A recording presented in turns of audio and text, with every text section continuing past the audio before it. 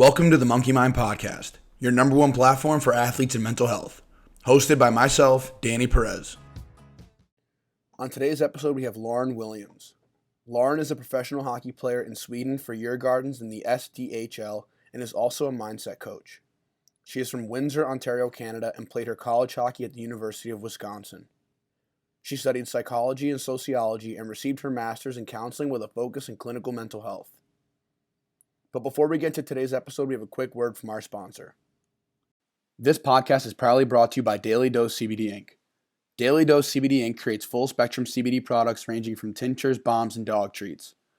Research has shown that CBD has successful results in aiding in the following areas: anti-inflammation, anxiety, PTSD, help with breaking addiction, neuroprotection, epilepsy, arthritis, chronic pain, and sleeping disorders. Daily Dose makes an extremely safe and effective product that we know you will love, enjoy, and benefit from. Daily Dose has given Monkey Mind listeners 15% off all their orders. Head over to dailydosecbdinc.com and use promo code MonkeyMind15 for 15% off your purchases. That's promo code MonkeyMind15 for 15% off all your orders at dailydosecbdinc.com. All right, we got Lauren Williams on today from Windsor, Ontario, Canada, and you're a former Division I college hockey player at the University of Wisconsin, current professional hockey player, just signed in Sweden, so congratulations to you. And yeah, thank you for coming on. Really excited to have you on the podcast today. Yeah, no, thank you. And sorry it took so long to get the schedules aligned, but happy to be here. Yeah, no, all good and happy to get it going. So if you can just introduce yourself further and kind of tell all the listeners about kind of your hockey career and what you're getting into now and just your journey throughout the game. Yeah, absolutely. So like you said, I'm from Windsor, Ontario. I have an older brother who played hockey up until, he could, and he played juniors and whatnot. So I kind of grew up in his footsteps and went really quickly from being the sister that was getting carted to the rink to watch to wearing his hand-me-downs and really falling in love with the game. And I figured out pretty young that I was pretty good at it and was told by a coach of mine, hey, if you really want to do something with hockey, you're probably going to have to leave Windsor just because there wasn't enough scouting opportunities and not enough visibility at the time. And while that was a great thing for my confidence to have someone tell me that I could do it, it also put me down this path of turning away from the fact that I loved the game and I played it because I loved figuring out new things and getting better, to like constantly looking for this external praise, constantly looking for other people to tell me, hey, you're doing great. This was awesome. Like, you look really good out there. And when I wasn't getting that, I was like I don't even know how to say it, a shell of myself, both as a person and as a hockey player. I went from, being a super consistent player to being one that my coaches didn't know who was going to show up on the ice. And compound that with, moving away from home and having a parent get critically ill, I went from loving the game to absolutely hating it. And I hit a point where I thought about quitting in high school.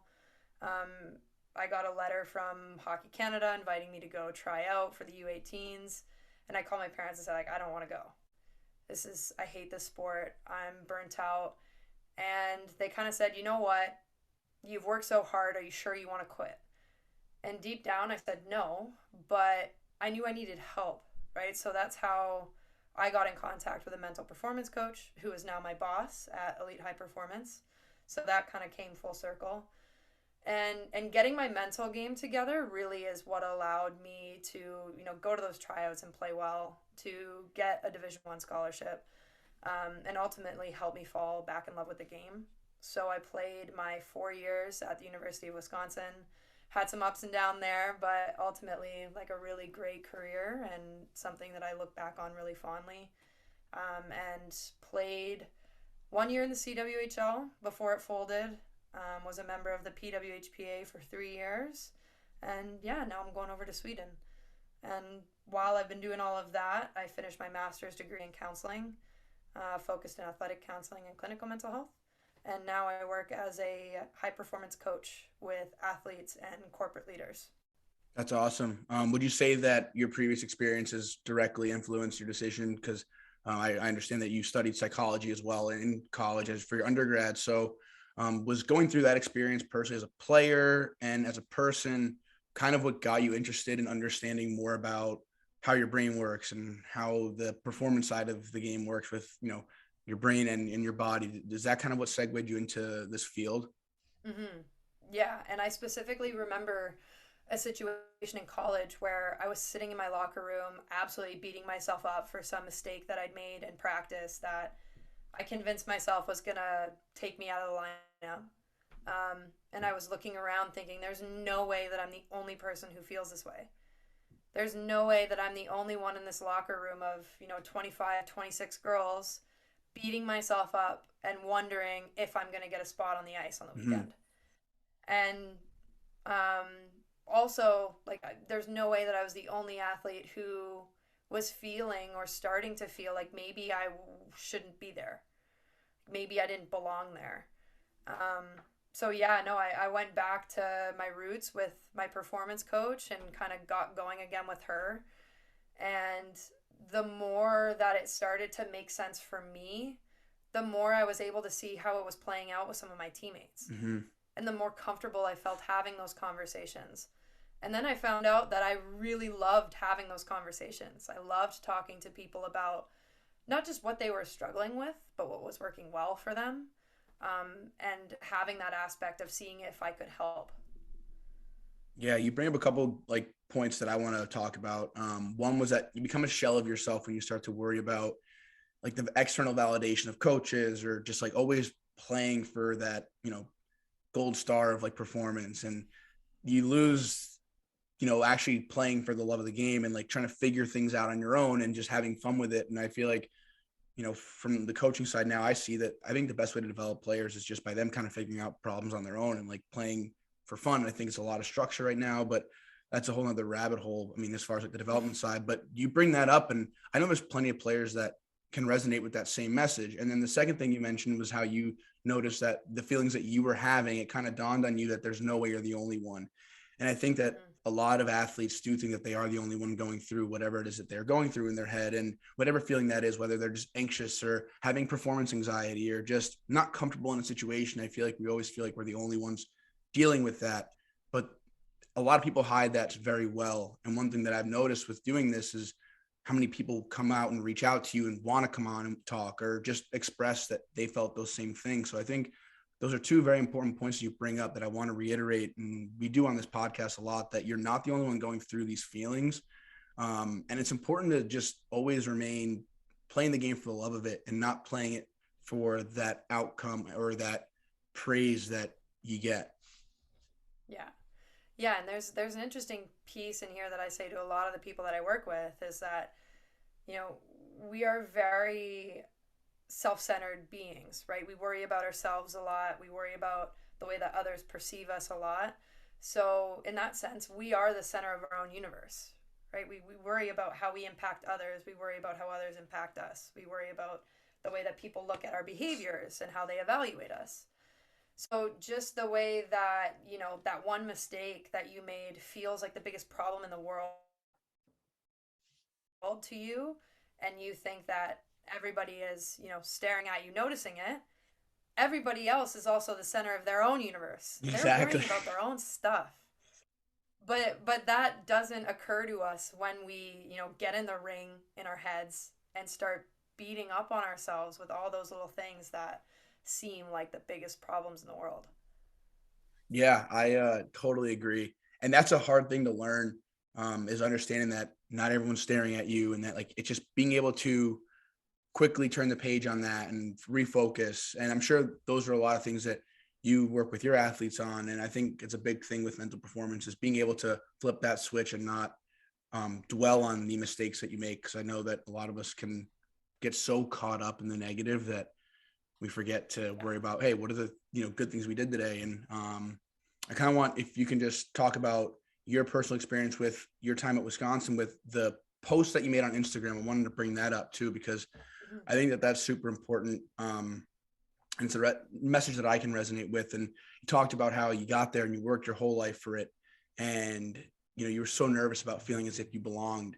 And I think a lot of athletes, we never feel as though, we have people who are very confident in themselves, and a lot of people who just consistently beat themselves up. And I think for those that do beat themselves up a lot and can't appreciate the moment, I want you to kind of talk about that experience and what you were feeling going through that and what you've learned now on, you know, on this side of things and looking back and reflecting. Because I think that message for those listening can help people who are going through that right now.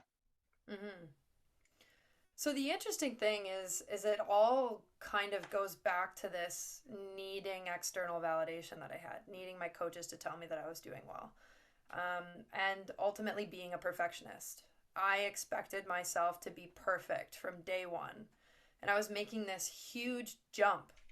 Now, granted, I didn't really understand how big of a jump it was because I didn't watch women's college hockey when I was in high school. I didn't get exposed to it because I was in Canada and women's college hockey isn't shown anywhere. Like, you can't just turn on the TV and it's on TSN or whatever.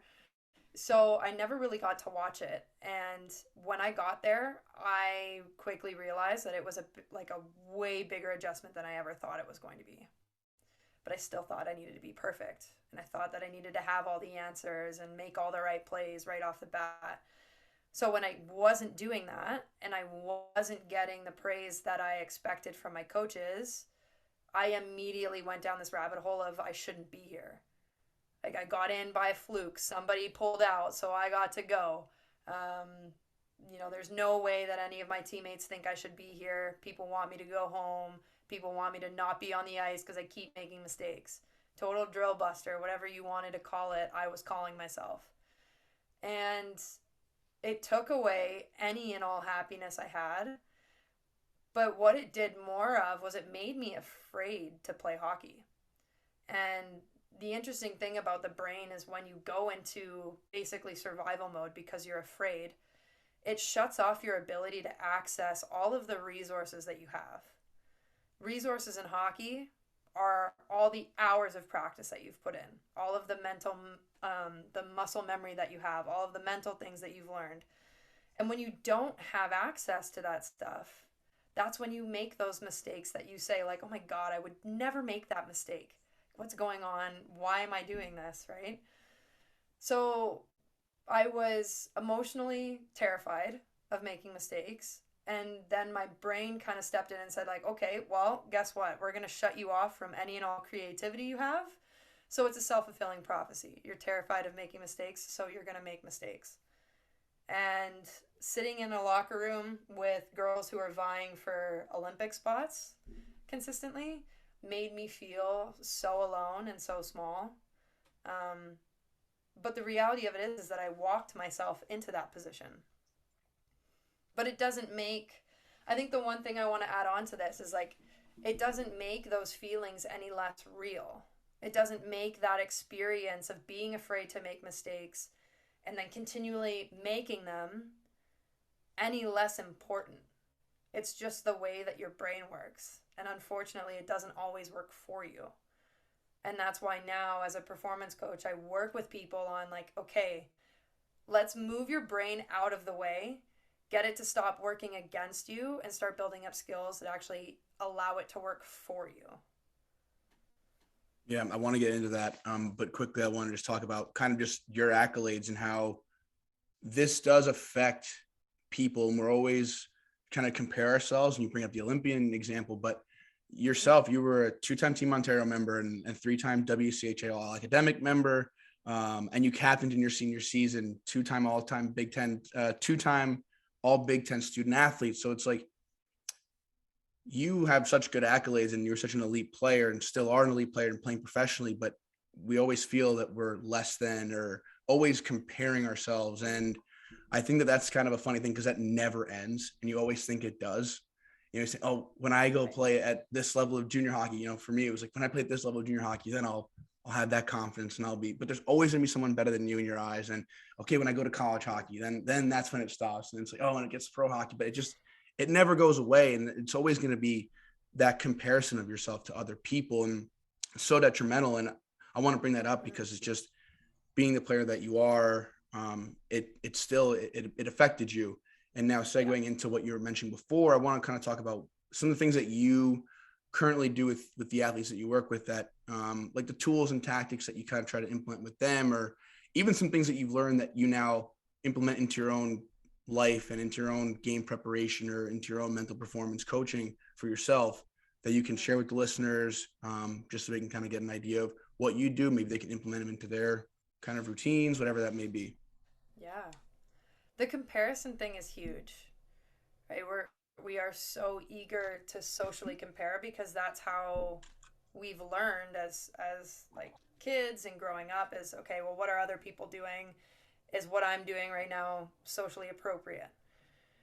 So when it comes to like, well, you've learned everything, like you're a functioning human being, and now you're a high performing human being who's playing a sport, we still have that tendency to look to others to say, like, am I doing this right? Am I performing to the level that I should be? Am I doing everything that I could be doing? But what this misses out on is the individual experience. And one of the tools that I use for people when it comes to comparing yourself to somebody else is like just super simple. Get into the why are you doing that? Right? So what is their performance going to tell you about your own performance? And the whole point in doing this is to kind of get them to understand that it actually doesn't make sense because you play a different game than somebody else, and somebody else plays a different game from another one of your teammates. Right? So like the more that you can break the reliance on comparing by making it seem like not the right thing to do, that really helps people understand, like, okay, well, maybe I shouldn't be doing this. But then the other part of it is understanding the belief system that fuels that behavior, which ultimately normally comes down to I'm not good enough. And as we're growing up and learning how to like make our way through the world and what's good versus what's bad, what behaviors are awarded and praised versus what behaviors we get punished for, we learn to think of ourselves as, are we good enough? Are we worthy of, praise? Are we worthy of love? Are we worthy of friendships? Are we worthy of achievement? And for a lot of athletes, especially those who end up being perfectionists, there's this belief system that says that you're not good enough. So a lot of the work that I do is helping people find that belief system. Where do you remember the first time feeling like you weren't good enough? Like the first time maybe that you thought, wow, that person is way better than me, and that makes me feel bad about who I am. And then it's all about reframing that belief system. Because when you're, 6 or 5 years old, the majority of these belief systems are formed before you're 7. That is your entire experience. You get beat, and your 7-year-old brain says, wow, they are better than you, and that makes you not good. Mm-hmm. Because that's the only information that you have to work with. But, hopefully as a, 18, 20, even 15-year-old athlete, you can look at that and say, well, no, them being really good at something didn't mean that I was a bad person or that I wasn't capable of doing that. It just meant that I needed to work on a very specific thing. So learning how to say, like, okay, this belief system isn't true. It fueled you to a certain point to want to be better.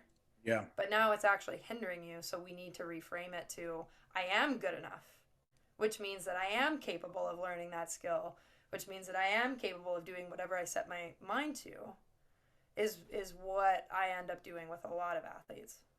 Yeah. It's what I had to do with myself. Yeah, no, exactly. That's why I think it's awesome that you have that firsthand experience, and that's why that message will resonate with the athletes that you work with that much more, because you've experienced it and you're saying, hey, like, trust me, I've been through this. I've done the exact same things that you do. Listen to me. This is what works, and try it. I think that's super important that you have that firsthand experience. And I think the reframing piece is like so important too, because I think a lot of us feel as though we're just a lost cause. This is who I am. This is how my brain operates. But that is so false. Like, you can actually rewire and reframe your brain to think things in the way that you want it to think, and not dwell on, the things that you've been dwelling on and the same thought patterns that you've had your entire life. Yeah. Mm-hmm.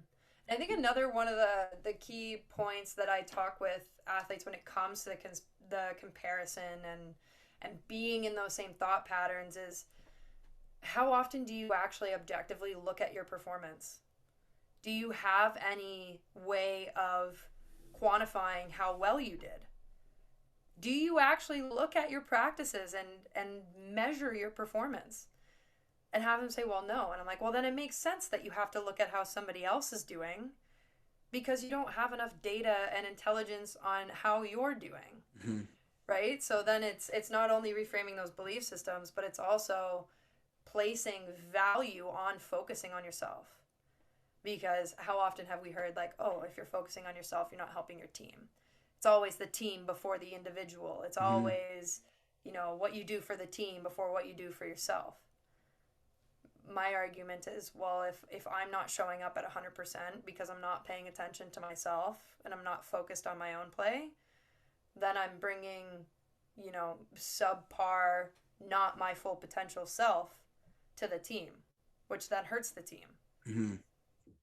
Yeah, it's a very awkward fine line of figuring out the right spots to be that team player. And I think as hockey players, we're very selfless, and it's always we in the interviews. It's like kind of like the running joke, and everyone talks about it. But at the end of the day, you do have to take care of yourself and understanding what you need to be doing to get better and how you're kind of, I guess, analyzing yourself in a constructive way and not just analyzing yourself through other people. I think a lot of athletes are guilty of that. Like you mentioned, happy you did. And it's just like, no, you have to do actual like research on yourself and figure out what's going on and why you're not performing. And because looking at somebody else, that's not you. It makes no sense. And I like that exercise that you brought up of asking them why and kind of helping them work through it on their own, that it absolutely makes no sense to compare yourself to somebody else because that's completely not you. And right. I'm sure that really kind of hits a light bulb with them and makes them understand like, okay, that makes sense that it doesn't make sense and I shouldn't be doing that. Right. Yeah. No, go ahead. Sorry, you're gonna say something? No, I just like it, but we're not taught to do that stuff.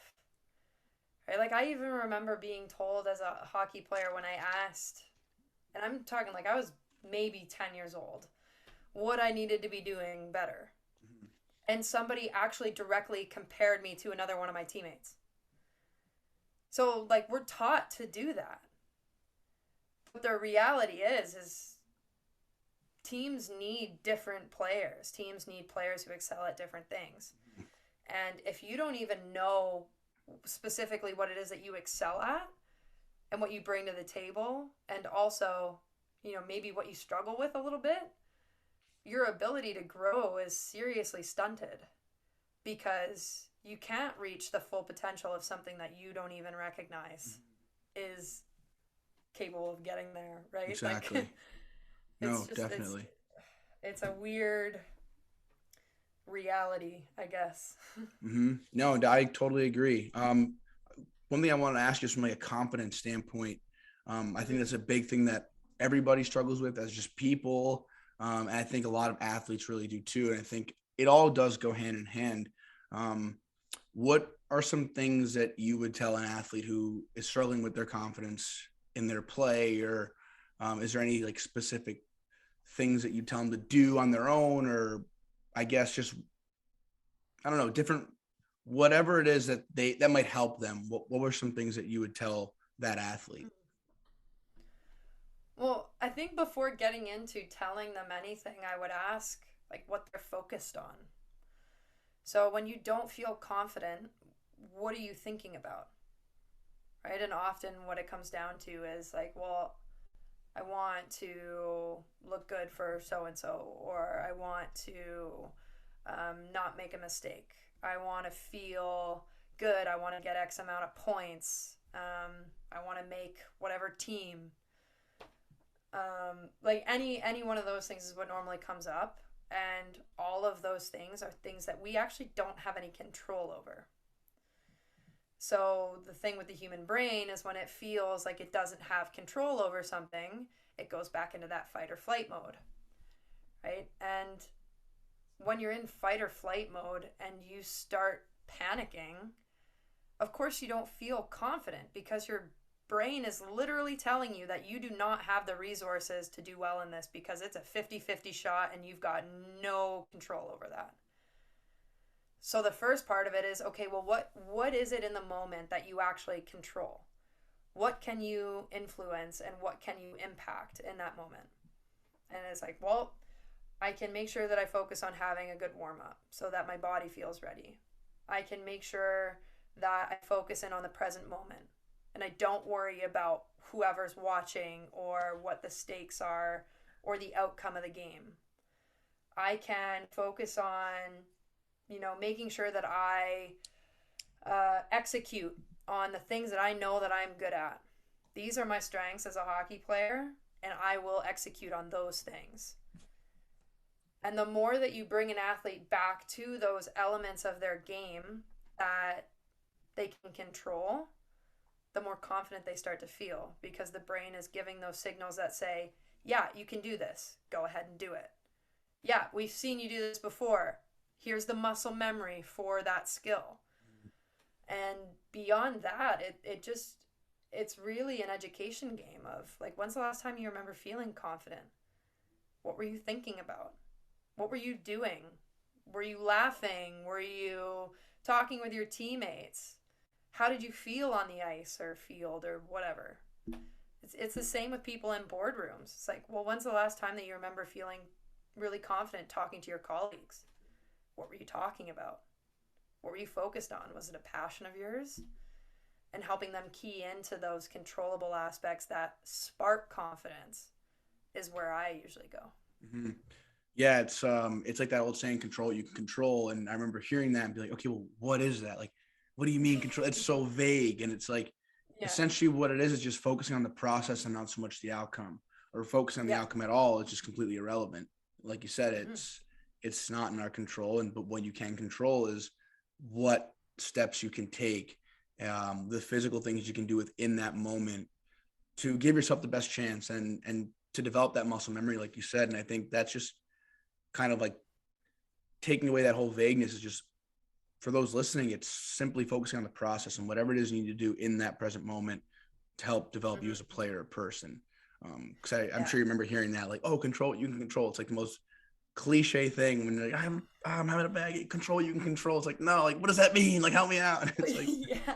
Well, my brain always went to, like, what do you mean? There's so much that's not in my control. I can't control my teammates. I can't control the ref. I can't control the other team. Exactly. So sick. Tell me what I can control, because it seems like I can't control anything right now. No, exactly. I had the exact same feelings. And I just know that so many athletes feel the same way. But I think you bringing that up and just kind of reiterating that message, and something that we've talked about a million times on here too, is just focusing on the process and focusing on the moment. And that's literally it. I mean, the rest, unfortunately, takes care of itself, but that's why it's like so important. Just give your effort, your best foot forward, and your best ability in whatever it is that you're doing. And just having that blind faith that it will work out.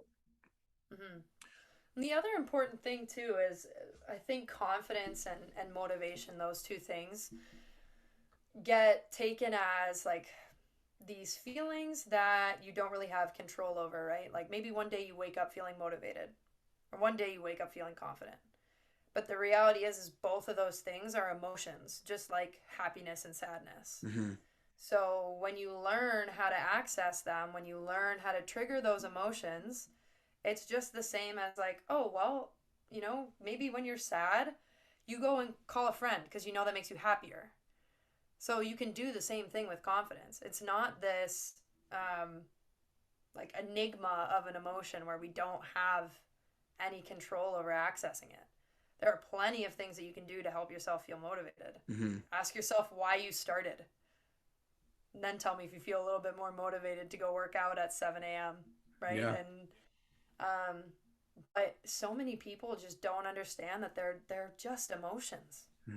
And there is a way to influence them, but you have to first understand like what makes you feel those things in the first place. Yeah, no, definitely. Like they're just literally these things that aren't real, and just we let them kind of get a hold of us and completely dictate, in some ways, our life trajectory. It's pretty wild how much control these things that don't exist can have control over our lives. Do you ever try anything like meditation or journaling or things of that nature to help with Mm-hmm. you or suggest them to your athletes? There's some things that I've tried and I definitely do like them. And I do notice they help. I was wondering if that was something that you have implemented into your day to day or into your lifestyle at all that you find has helped you. Mm-hmm. So for me, and I always tell people, like, when I give tools, I tell them to try it, and if it doesn't feel good or it doesn't work, that's totally okay. We'll find something new. For me personally, I kind of use like a combination of things, and it depends on what's going on in my life. So I don't journal every day, but on days where I feel like my thoughts are racing and I need to get it down somewhere, then I journal. And on those days, I notice that I gravitate towards meditating as well. But it's not something that I do every day. Mm-hmm. I listen to my body intuitively and my mind. And if it says to me, like, yeah, you need to take a break right now, meditation is great for that. But I'm somebody who really struggles with structure. So, a great example of this is like national team camps. I hated every single minute of it because like every minute of your day is planned. You have 30 minutes to nap, then you have to be at meal, then you have to be at fitness testing, then you have, you know, 10 minutes to go to the bathroom if you need to. Like Yeah. it's just so much. So knowing that about myself, I don't box myself into a schedule like that. I don't say, well, I'm going to journal for 5 minutes at night. If I feel the need to do it, then I do it. But for a lot of the athletes that I work with, it has to be more structured in the beginning because you got to get a habit of doing it. You have to build up the kind of like the memory in your brain of, hey, when you do this, it helps you feel better to create that internal motivation to do it when you feel that way in the future. So, yeah, love meditating. I actually just got there's this really cool device. It's called a Focus Calm, Hmm. and it I has haven't a heard of it. headband, Okay. and it measures the brain waves that are emitted from your head. Like it goes across your forehead, and it measures like beta waves, and a lot of the other ones that have been scientifically proven to show that you're in flow state, and you wear it while you're doing the meditations that they have, and it gives you data on No way. how much the brain waves that were being emitted from your brain Hmm. align with being in a like a flow state. So I found that Wow. to be like really helpful because it takes something like meditation, which is hard to quantify for a lot of people, and gives you the data and tells you like, hey, you were actually able to be in the present moment for this 3 minute meditation. Congrats. Wow. So I really like that. Uh, Journaling, especially in this past couple months in my life, has been super helpful because I've noticed that I'm like zoning out, getting lost in the thoughts in my head. So I pick up a book and I write it down. But the biggest piece that I can give for people is you have to play around with it because meditation doesn't work for everybody. Hmm. Like I can't imagine if I, you know, had ADD or ADHD.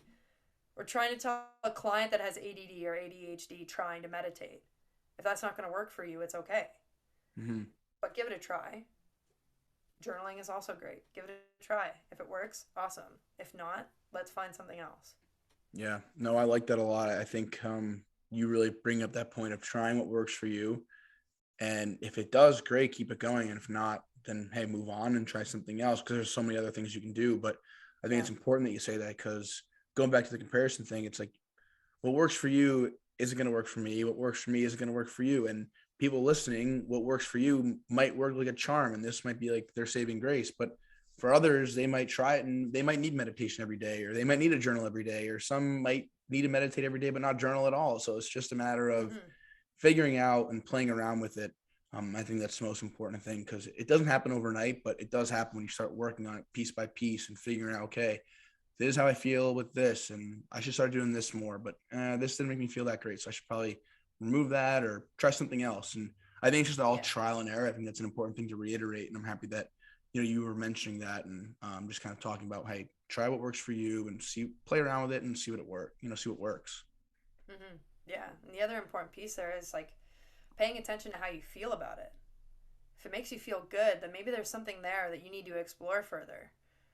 If it doesn't make you feel good, ask yourself why. So if the meditation actually made you feel more frustrated, why? Is it because you didn't like put yourself in a quiet spot? Is it because it really wasn't the best time of the day for you? Like what was going on? Mm-hmm.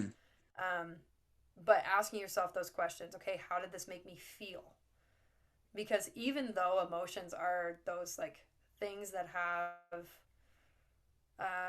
they just kind of come and go. They don't really feel real because they're like they just come as they want to and they Yeah. go, and they do have such an impact on our lives. And the way that we feel about things is so important because emotions are a form of intelligence that tell us about the situation that we're in and how we're interacting with it.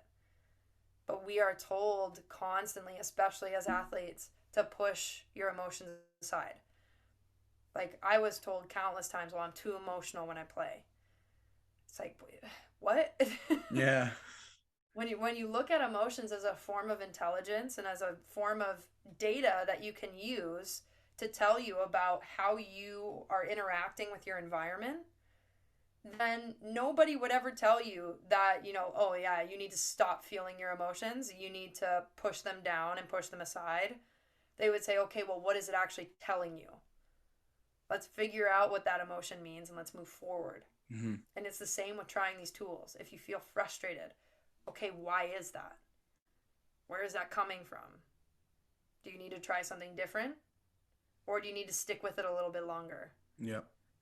Because for like half the people, it's, yeah, you're going to feel frustrated writing down in a journal the first time Mm-hmm. in your 20-year life. Like, Yeah. makes sense. No, But yeah. if it's just because it's not something you're used to, that doesn't mean that it's not a good tool. Exactly. No, I love that. I think that's spot on. And I don't want to take up too much of your time. I just have one last question for you. If there's one thing you could tell your younger self, or maybe an athlete going through the exact same thing that you've gone through or did go through in a certain period of time of your life, what would be that one thing? Or it could be a couple things, whatever that is, but something that you would have liked to know. Um, Like I like a was piece of definitely, advice for your younger self. You know what I mean? Yeah. yeah, yeah. I mean, I was told this like time and time again by my parents, but of course, you don't believe your parents when you hear it. Ever. Um, I would have told myself to just have fun. Like, and I tell this to all of my clients now that play a sport is it is just a game. And like game inherently has that you should be enjoying it, right? You play for fun because you love it.